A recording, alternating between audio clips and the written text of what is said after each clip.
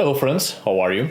My name is Ari Thurger and today I'm going to talk about the existence of shield maidens in the medieval Scandinavian society, especially when it comes to the Viking period.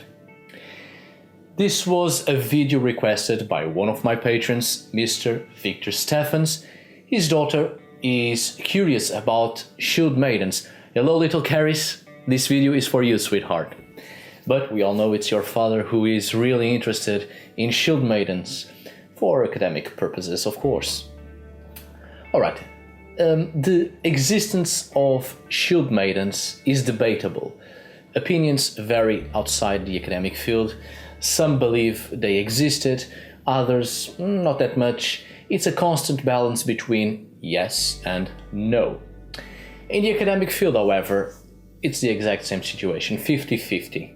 Some argue and present strong evidences that support the existence of shield maidens, and others do the exact same thing, but to support the inexistence of shield maidens. So in this video I will remain impartial and present you both sides, giving a general panorama, and then you will be the judge of that, if shield maidens were real or not. Let's start this video. It's true that in Norse mythology and both in sagas and folk tales, warrior women appear quite often. Valkyries, to be more precise, either supernatural entities or mortal women, and occasionally women who are spiritual entities of a person who often appear in dreams all clad in armor and sometimes on horseback. Without a doubt, Valkyries are connected to battle and have a very active presence in the conflicts of mortals, so they are a good indicator of perhaps a past where women in Scandinavia had a very active role in war. We also have some mentions of women who knew how to use weapons and were fierce fighters, such as the example of Freydis Eriksdottir, presented in the Vinland Sagas, both the Sagas of the Greenlanders and Eric the Red Saga. She isn't regarded as a shield maiden, but without a doubt she's a fierce fighter and fought both Northern American natives, the Skirlings, and put many others to the sword of her own people. It's a very interesting account you should definitely consult.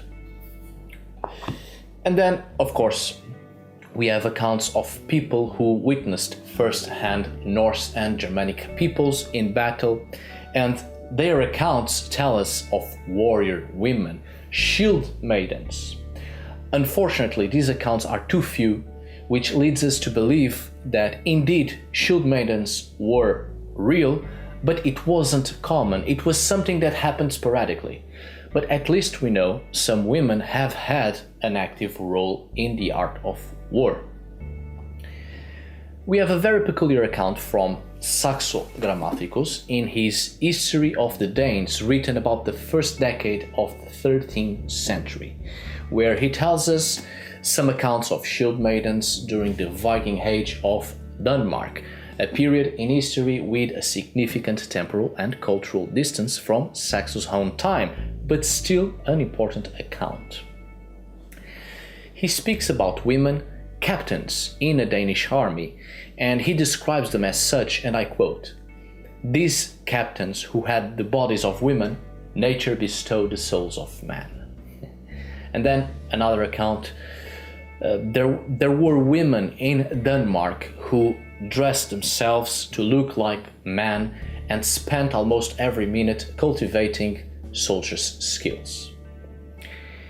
In Saxo's accounts, we have names such as Hetha and Wisna being shield maidens and captains on a Danish army. Sella, a warrior woman and a very accomplished pirate, Viking. Legartha, a skilled female fighter. Vebjorg, also famously skilled in battle. One of these women, Hetna, was even given part of Denmark to rule as a reward for her prowess in battle. And then she was soon killed because those she ruled thought it was a disgrace to be subjected to a woman's loss.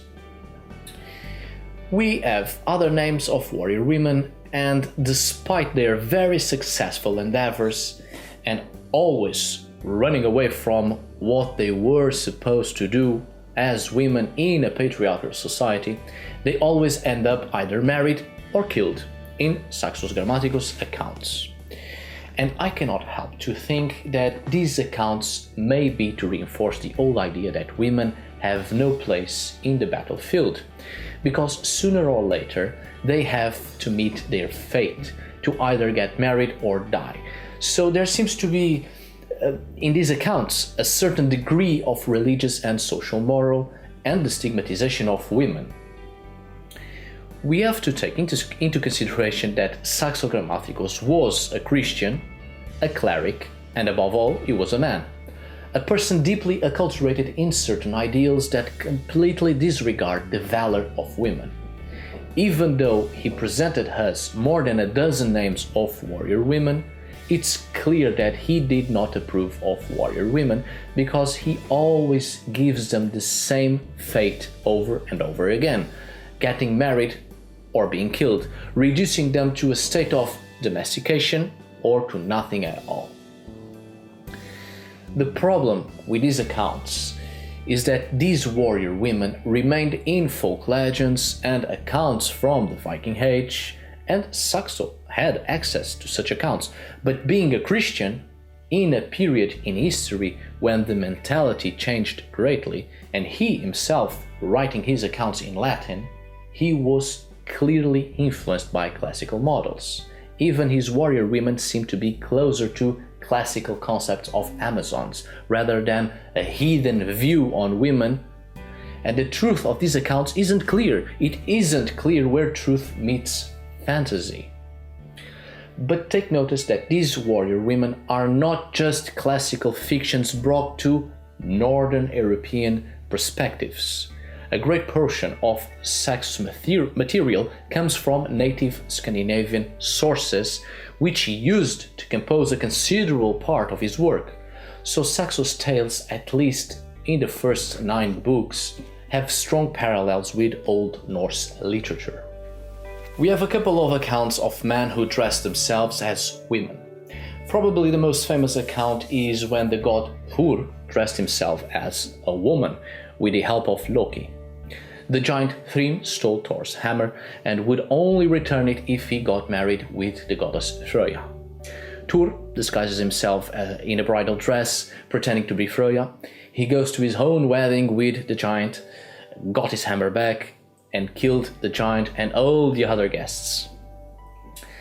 But we have other accounts in the sagas, such as Argvarth, who dressed himself in a woman's clothing to get close to the princess Sigyn. And when questioned why he looks so masculine, his justification is simply that he is a fighting woman, a shield maiden. That's why she is so muscular. We have the account of Helgi in Helgakida Undagsbana, where Helgi himself disguised as a woman, and when asked why he is so masculine, he simply states that he was once a warrior woman. There are other accounts such as these, men disguising themselves as women for various reasons, but their justifications are always quite simple. They are warrior women, and that's it, which people take as something completely normal, even though distressful, but they take their arguments as something quite plausible. These accounts from Old Norse literature show that the idea of warrior women was not something completely out of the ordinary, not only in pre-Christian Scandinavia, but also during the medieval period of Scandinavia and Iceland, because such accounts remained and were quite normal to the Nordic audience for centuries. All of these accounts of Old Norse literature, even Saxo's accounts, greatly based on Old Norse narratives, seem to represent pre-Christian beliefs in warrior women and Valkyries, which may well be the remnants of a past when women really had a very active role in war. Valkyries once belonged to the spiritual beliefs of pre-Christian Scandinavia, of a past which was no longer part of the belief structure of a society when the accounts were written down, so they were turned into something absolutely fantastical. In the same way, that might as well be what happened to real warrior women. With the changes in the belief system of pre-Christian Scandinavia, a society always growing towards a patriarchal system of governance, warrior women of the past were turned into fantastical beings, into Valkyries, and with the Christian influence, Valkyries became Amazons. The written accounts we have that might indicate warrior women existed seem to be just fantasy, but that may be because at first real warrior women were turned into fantasy, and that fantasy later was regarded as half reality. Perhaps we are facing three historical realities: pre-Viking, Viking Age, and Catholic period. Warrior women turned into Valkyries, and Valkyries turned to warrior women. Speaking of Icelandic sagas, we have important accounts concerning women who take up arms and are fierce fighters. I've already mentioned the saga of the Greenlanders, where you can find the account of Freyris Eriksdottir. She isn't regarded as a shield maiden, but she's a fierce fighter. Since the very beginning of the account, you notice that this woman is up to no good. She departs from Greenland into Vinland, somewhere in North America. She intends to go with two men so they can share profit, because North America was a wonderful place to get resources, especially timber, which was almost inexistent in Greenland and Iceland. Upon arriving to Vinland, things go from bad to worse. Freyris constructs a lot of lies, which leads to the killing of a handful of men, and she herself kills the wives of such men. She fights against the Northern American natives in battle rage. She has terrible temper. Anyway, what we have to take from this is the fact that she wears men's clothes and wields weapons. She was indeed skilled, at least in combat. In Njol's saga, we have a couple of interesting accounts of female characters involved in blood feuds and the chain of blood vengeance. There is a horrible blood feud between two women, Helgerd and Bergthora, two rival houses sending members of each household to assassinate the others. This feud reaches such proportions that soon every member of the family is involved, and people from outside. These two women shared insults, and they created a chain of events that leads to the death of so many people. There are a couple of other sagas where women are always portrayed in this manner, either bloodthirsty or vengeful, or even creating chains of lies and deceit causing unnecessary death. We don't have time to explore in depth other accounts such as the ones I've described, but you can explore them in the Vinland sagas, Njol's saga, Gisla saga, Lexdela saga, Ervigja saga, to name a few. The point is, Icelandic sagas were written during the 13th century, but they report events from the Viking period. It's Christians writing about their past as heathens. So there seems to be a certain tendency to portray the heathen past as something very brutal and almost stupidly barbaric when compared to the reality of the Catholic period.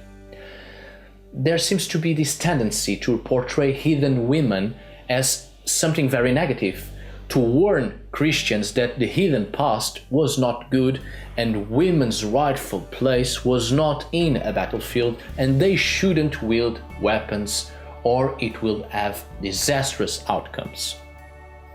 So, in Old Norse and Old Icelandic literature, when we see warrior women, it might not be true accounts because of this religious and social tendency to portray them as something negative, to construct a social moral and create clear limitations on the very nature of women, forbidding them to act in a certain way. Because in a Catholic religious perspective, women had to behave in a specific restrictive way. Or these sagas indeed portray true warrior women that existed, real-life shield maidens, but the negative connotations are enhanced precisely because these were accounts written by Christians and the social and religious stigma is reinforced. But then we have archaeological evidences. According to archaeological findings, women had defined roles in cooking, knitting, taking care of the house and the children, managing the slaves they owned, and taking care of the farm as well as the land within their properties. During times of war and the absence of their husbands, it wouldn't be surprising that they would take up arms to defend their land, their properties, and their children. During times of war, women were frequently left alone with their children. If their husbands died, all the husband's possessions, including lands, incomes, and belongings, went to their wives during the Viking period. It wasn't an obligation for women to find a new husband or remarry to another man upon their previous husband's death. They were absolutely free to choose to be without a husband. As such, women would take the role of their deceased husbands as being the head of the household and also as being warriors, taking up shield and weapons, not necessarily to go to war, but to protect one's properties. Now, let's focus on the fact that women were left alone with their children. We know from historical records, Old Norse literature and archaeological evidences that children, especially boys, were often trained, almost since birth, in the art of war. To wield an axe, strengthening their muscles to lift a shield, and start to practice with the bow and arrow at a very early age to widen their shoulders and backs, the process of growth, to be able to push the bowstring as further back as they could. As previously said, women were left behind to take care of their properties and to take care of the children. They had an important role in the continuation of educating the children in the art of war when men were away. Children needed to know how to fight because someone had to protect their properties when mom and dad were away. There are historical reports and even archaeological evidences of children killing children. Sometimes a youngling no more than 12 winters of age, capable of killing a 15-year-old. Children learned a variety of combat skills and techniques, including fighting with their bare hands.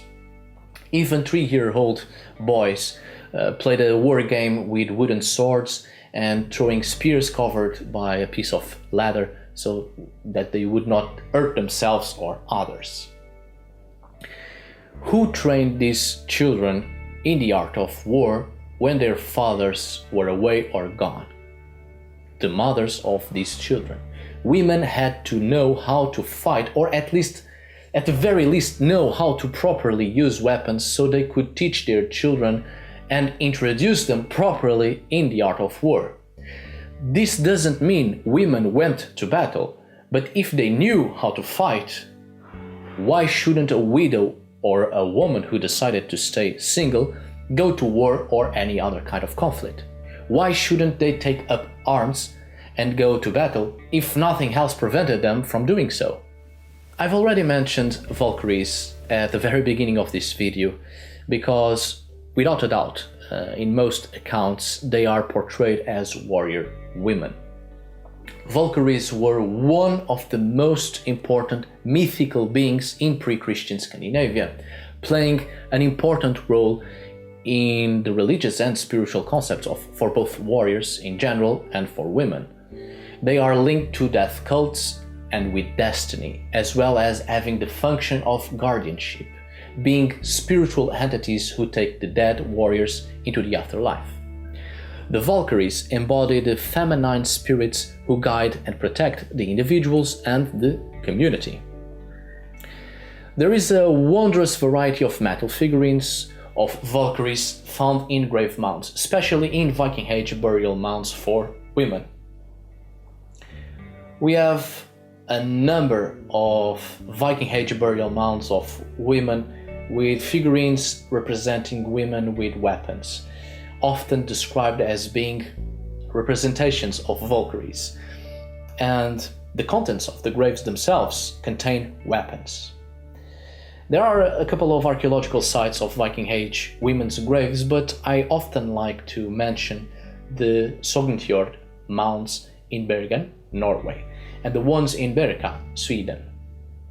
The ones from Sognefjord, most of the burial mounds in that area are of women, and in their graves there are loads of weapons, and the most abundant is the axe, the weapon greatly used in battle, but also in domestic affairs, of course. Axes were commonly used by warriors in the battlefield, but also as powerful symbols of high social status. So we cannot say with absolute certainty that these women were indeed warriors. But certainly there is this link to battle, war, maybe even battle magic and religious roles connected with warfare. So in a certain way, also finding Valkyries in these burial mounds, and such spiritual entities being female in nature, may be related to the role of women as warriors in pre-Christian Scandinavia. The Berka burial contained a large number of weapons, and it turned out to be the grave of a woman. It's the so-called Berka female Viking warrior. You can look it up. It's a grave dating from the 10th century, and the person in there had been buried with items indicating it had achieved elite status during life. Weapons and battle gear included shields and an axe, armor-piercing arrows, and 2 horses. This particular grave also included a full game board complete with pieces, suggesting the deceased was no mere soldier, but a warrior leader, a chieftain, someone with a certain military status. This grave was discovered very early during the 19th century, and excavations were held in 1970, more than a century later, and for a very long time it was thought to be the grave of a man. Only in 2017 DNA analysis confirmed that the person was female. For 200 years it was believed to be a man, and only 1.5 years ago we came to the conclusion it was a woman. And this is where the problem resides. For too long we thought burial mounds filled with weapons were exclusively for men, and only now with DNA analysis more openly available in archaeology, we come to the conclusion it was for both genders. We stand in a point where it's difficult to overlap centuries of evidences with new ones that contradict them, which is why a lot of people find it hard to believe in warrior women in the Viking Age, because for centuries the story we have been told goes against that belief. I have said this before and continue to reinforce. We must not disregard the fact that Viking warrior women have been found, most of them during the 19th century, and that makes an outstanding difference in the perceptions we have of warrior women. These warrior women for over a century have been misidentified as males because archaeologists acculturated in a Western society with strictly defined gender roles view men alone as warriors. This is a medieval Western cultural construction that doesn't fit into the perspective of heathen cultures, especially of Northern Europe. We assume that men alone are warriors, but these assumptions are inaccurate in archaeological contexts of Northern Europe. Gender roles cannot be applied to every culture or every civilization of the past. Many societies of the past didn't have gender roles, so we must take that social factor into consideration, that way of thinking that can no longer be applied in the field of human sciences, especially in history and archaeology. So, I take the opportunity to give you a challenge. I've already spoken about Viking Age women's graves in Scandinavian soil. So now take a look by yourself at the 10th and 11th centuries Viking Age Norse immigrant graves of eastern England, for instance, outside Scandinavia. Several graves previously assumed to have belonged to men, which actually turned out to be of women. Not all of them, but with an equal distribution of men and women, and the great majority of these women were buried with weapons. It's your homework, so have fun and take your own conclusions. You will notice that in this video I have constantly contradicted myself with facts, with factors that lead to both reinforcing the existence of Shieldmaidens and the absolute opposite. Because that's how we eventually find the truth.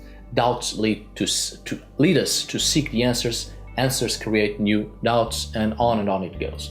We end up contradicting ourselves over and over again, with new factors to support or disapprove our claims, because that's how we gather knowledge to construct a line of thought that later on might lead us to the truth.